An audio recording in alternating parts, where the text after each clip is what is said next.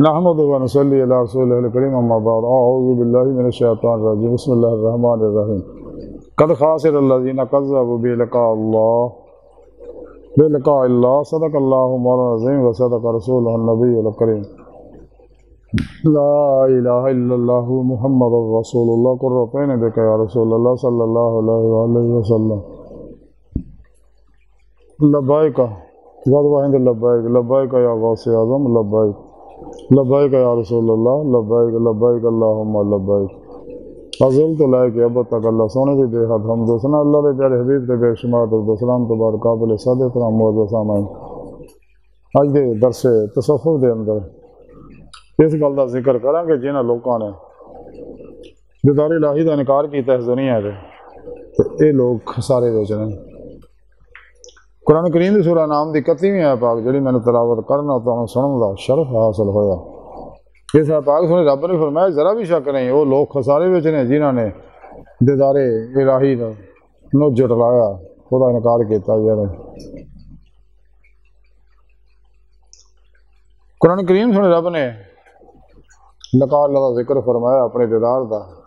اور دسیا کہ انسانوں تو میں اپنے عرفان واسطے اپنے دیدار واسطے پیدا کیتا تاکہ تسی ایسے دنیا کیونکہ عرفان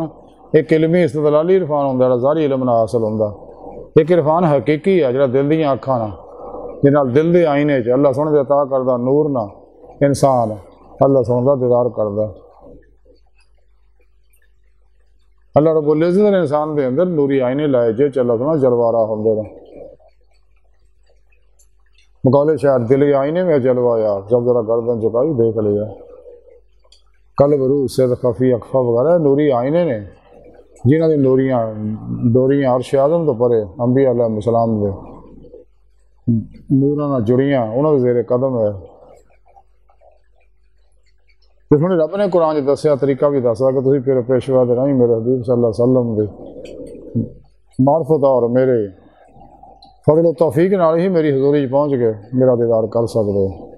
اور نال قرآن دس رہا دنیا چاہنے آخرت وچ بھی اننے ہون گے جڑے میرے دیدار تو دنیا چاہنے ہیں تے جنہاں اتنے دل دے آئینے میرا دیدار کر لے آخرت چاہنے کھلیاں اکھاں سر دیاں اکھاں دید مولا دی نعمت حکمت دولت کبرا حاصل ہوئے گے۔ دید مولا دی نعمت حاصل ہوندی ہے پھر انسان نے ایمان حقیقی عرفان حقیقی فقر محمدی صلی اللہ علیہ وسلم اور حق الیقین دا کمال حاصل ہوندا اور یہی انسانی زندگی دے پیدا کرن دا مقصد ہے۔ تو سنے رب نے فرمایا کہ جنہاں میرے دیدار دا انکار کیتا یہ لوگ گھاٹے جا خسارے جا بلکہ قرآن پاک سنے رب نے دسیا جنہاں میرے دیدار دا انکار کیتا میرے دیدار نو جٹلایا انہیں سارے عمل ضائع ہو گئے اور میں قیامت میں انہاں دے عمل تولنے نہیں ہیں بغیر تولے انہاں سیدھا جہنم سڑ دینا۔ چلو تسی میرا دیدار کرنا چاہتے تو سارے عمل کرو۔ آج دی ساری گفتگو کا خلاصہ یہی ہے کہ سانو چاہیے کہ جس مقصد واسطے اللہ نے پیدا کیتا وہ مقصد حاصل کریے